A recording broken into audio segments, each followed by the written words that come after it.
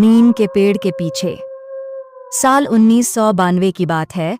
उत्तर प्रदेश के एक छोटे से गांव भैरमपुर में एक रहस्यमयी घटना घटी जिसने पूरे गांव को हिलाकर रख दिया। यह गांव बाहर से देखने में बिल्कुल आम था। खेत, पगडंडियां, कच्चे मकान और गांव के एक छोर पर खड़ा वो पुराना नीम का पेड़ जो सालों से वहां था। बुजुर्ग कहते थे कि वह नीम का पेड़ 100 साल से भी ज्यादा पुराना है, लेकिन अब तक किसी ने यह जानने की कोशिश नहीं की थी कि उसकी जड़ें कहां तक फैली हैं। उस पेड़ के नीचे एक टूटी फूटी पत्थर की चौकी थी जिसे लोग नीम बाबा की जगह कहते थे। गांव के ज्यादातर लोग शाम होते ही उस पेड़ के पास जाना बंद कर देते थे। कहानी शुरू होती है किशन से, जो शहर से लौटा था। वो पढ़ाई करके नौकरी के लिए आया था, लेकिन शहर की चकाचौंध से ऊब कर वापस गांव आ गया। उसके पिता की तबीयत खराब रहती थी और खेती की जिम्मेदारी अब उसी पर थी। किशन को गांव की जिंदगी पसंद थी, लेकिन वह आधुनिक सोच वाला था। भूत प्रेत, टोना टोटका जैसे अंधविश्वासों पर उसे बिल्कुल यकीन नहीं था। जब उसने गांव के लोगों को नीम के पेड़ से डरते देखा तो उसे हंसी आई। एक पेड़ से क्या डरना, उसने अपने दोस्त रामू से कहा। अगर कुछ था भी तो अब तक कोई सबूत तो होता। रामू ने कहा, किशन तू नया है, तू नहीं जानता। 20 साल पहले यहाँ एक औरत की लाश मिली थी उसी पेड़ के नीचे। तब से अजीब अजीब चीजें होती हैं, बच्चों का गायब हो जाना, औरतों का पागल हो जाना। तू नहीं मानेगा, लेकिन इस पेड़ में कुछ है। किशन ने बात हंसी में टाल दी। एक दिन किशन खेत से देर रात लौट रहा था। रास्ता नीम के पेड़ के पास से होकर जाता था। आमतौर पर लोग उस रास्ते से रात को नहीं जाते थे, लेकिन किशन को किसी बात का डर नहीं था। जब वह पेड़ के पास पहुंचा तो हवा में अचानक एक अजीब सी ठंडक महसूस हुई। पेड़ की पत्तियां तेजी से हिल रही थीं, जबकि हवा का कोई खास झोंका नहीं था। तभी उसने देखा कि पेड़ के पीछे कोई खड़ा है। किशन ने आवाज लगाई, कौन है वहां? जवाब में सन्नाटा। वह थोड़ा आगे बढ़ा, लेकिन जैसे ही वह पेड़ के करीब पहुंचा, उसके पैरों के नीचे जमीन जैसे कांप उठी। वह ठिठक गया। तभी अचानक पेड़ के पीछे से एक औरत निकली। सफेद साड़ी, उलझे बाल और आंखें जो सीधी उसकी आत्मा में झांक रही थीं। किशन चीखा, लेकिन आवाज उसके गले में ही अटक गई। वह भागना चाहता था, लेकिन शरीर ने जैसे जवाब दे दिया। औरत धीरे धीरे उसकी ओर बढ़ रही थी। फिर अचानक सब कुछ काला हो गया। जब किशन की आंख खुली तो वह अपने घर में था। माँ उसके सिर पर पानी के छींटे मार रही थी। बेटा, होश में आओ। किशन हड़बड़ाकर उठा। उसे पूरा सपना याद था, या शायद वो सपना था ही नहीं। मैं नीम के पेड़ के पास था। वहां कोई औरत थी, वह हकलाया। माँ का चेहरा पीला पड़ गया। कहाँ था ना, उस पेड़ के पास मत जाना, उन्होंने कांपती आवाज में कहा। तू नहीं जानता वहां क्या है। उसी दिन दोपहर गांव में खबर फैल गई कि किशन को नीम वाली चुड़ैल दिखी है। कुछ लोग कहने लगे कि अब वो ज्यादा दिन नहीं जिएगा, तो कुछ ने कहा कि अब वह उस औरत के वश में है। किशन इन बातों को फिर भी बकवास मानता रहा, लेकिन उसके अंदर एक डर बैठ गया था। अगले कुछ दिनों तक वह बिस्तर से नहीं उठा और रात को बार बार पसीने में भीग जाता। नींद में वह औरत बार बार उसके पास आती और कुछ कहती जो उसे समझ नहीं आता। एक रात नींद में ही किशन उठकर चल पड़ा। उसकी आंखें खुली थीं, लेकिन उनमें चेतना नहीं थी। वह चुपचाप घर से निकला और नीम के पेड़ की ओर बढ़ा। रास्ते में उसे किसी ने नहीं रोका, जैसे किसी अदृश्य शक्ति ने सबको नींद में सुला दिया हो। जब वह पेड़ के नीचे पहुंचा तो वहां फिर वही औरत थी। इस बार वह मुस्कुरा रही थी।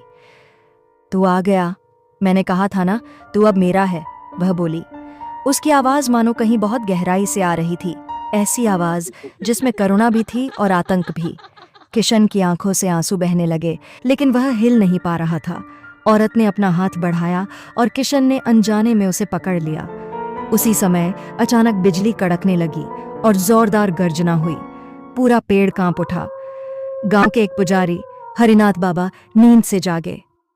वह जानते थे कि कुछ गलत हुआ है। वह अपने मंत्रों की किताब और गंगाजल लेकर सीधे पेड़ की ओर दौड़े। जैसे ही वे पहुंचे, उन्होंने देखा किशन और वह औरत एक अजीब से नीले प्रकाश में ढके हुए थे। बाबा ने तुरंत मंत्र पढ़ने शुरू किए। औरत ने जोर से चीख मारी और पीछे हट गई। किशन जमीन पर गिर पड़ा। बाबा ने गंगाजल छिड़का और नीम की जड़ में कुछ मंत्र बुदबुदाते हुए बंधन डाला। उस रात के बाद किशन को बुखार हो गया, जो 7 दिन तक नहीं उतरा। उसकी हालत नाजुक थी और डॉक्टर भी हैरान थे कि शरीर में कोई बीमारी नहीं, फिर भी यह हाल है। बाबा ने कहा, यह आत्मिक बंधन है जिसे तोड़ना होगा।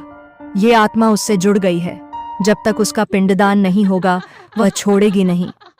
किशन के परिवार ने बाबा की सलाह पर अमावस्या की रात विशेष पूजा रखी, लेकिन यह सब बस शुरुआत थी।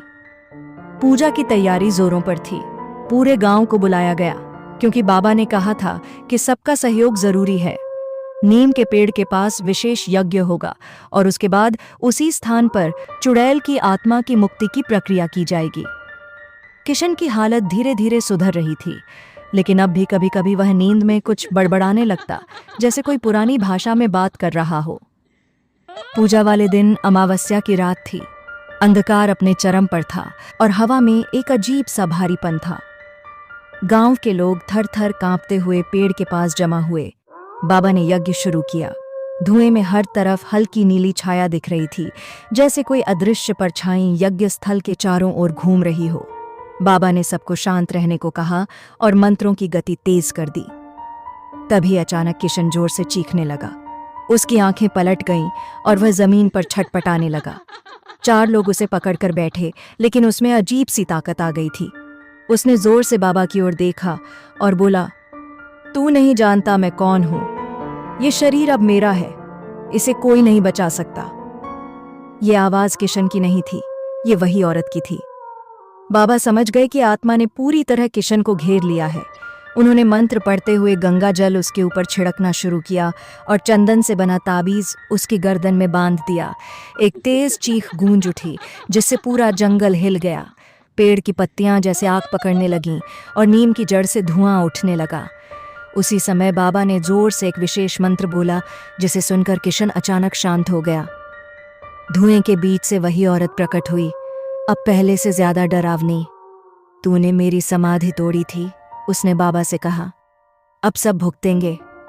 बाबा डरे नहीं, बल्कि बोले, तेरी मुक्ति का समय आ गया है। इस संसार में तेरा अब कोई स्थान नहीं। बाबा ने नीम की जड़ में रखी मिट्टी उठाई और उसे औरत की ओर फेंका। साथ ही उसने पिंडदान किया, जो पहले से तैयार रखा गया था। जैसे ही मिट्टी और पिंड उसके ऊपर पड़े, औरत जोर से चीखी और धुआं बनकर आसमान में उड़ गई। एक पल के लिए सब शांत हो गया। फिर एक तेज रोशनी हुई और नीम का पेड़ हिलकर स्थिर हो गया। बाबा ने थककर जमीन पर बैठते हुए कहा, उसकी आत्मा मुक्त हो गई, लेकिन उसकी पीड़ा अभी बाकी है, क्योंकि जिसने उसे मारा था वह अभी भी जीवित है।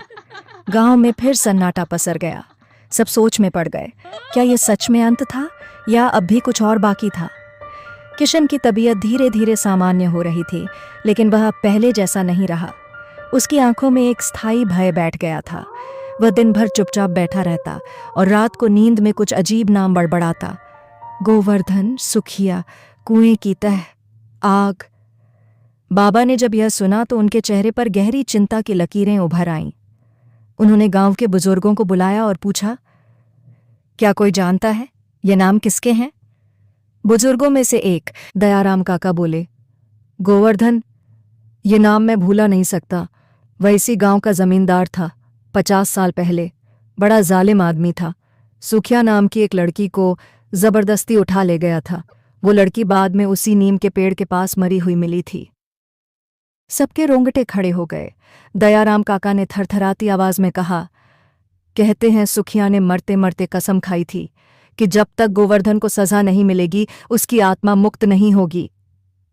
अब तस्वीर साफ हो गई थी। जिस आत्मा ने किशन को वश में लिया था वह कोई आम भटकती आत्मा नहीं थी, वह इंसाफ की तलाश में थी। लेकिन गोवर्धन अब कहाँ था?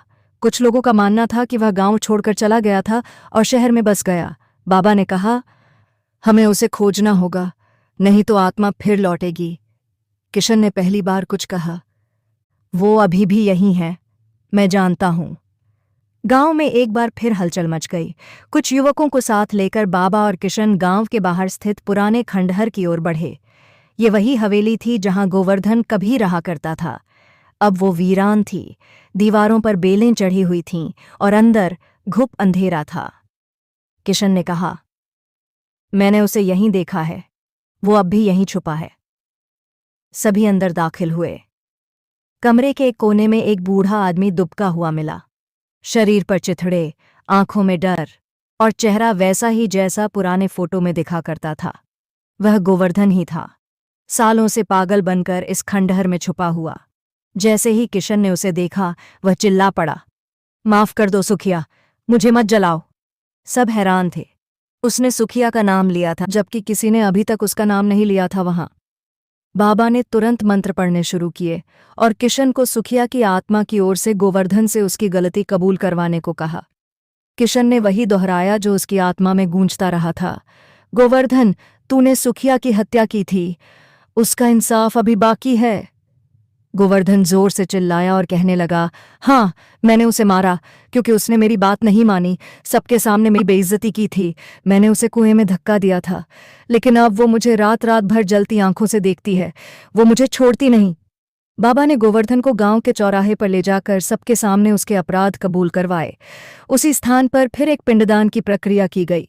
अब सुखिया को उसकी आत्मा की शांति मिलनी थी, क्योंकि अब इंसाफ पूरा हुआ था। जैसे ही यज्ञ पूर्ण हुआ, आकाश में बिजली सी कड़की और दूर नीम के पेड़ पर एक सफेद छाया उठी और आसमान में विलीन हो गई।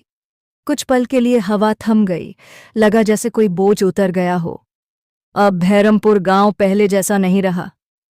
नीम का पेड़ अब भी वहीं खड़ा था, लेकिन अब उसके नीचे की चौकी साफ कर दी गई थी और वहां रोज दीप जलने लगे थे।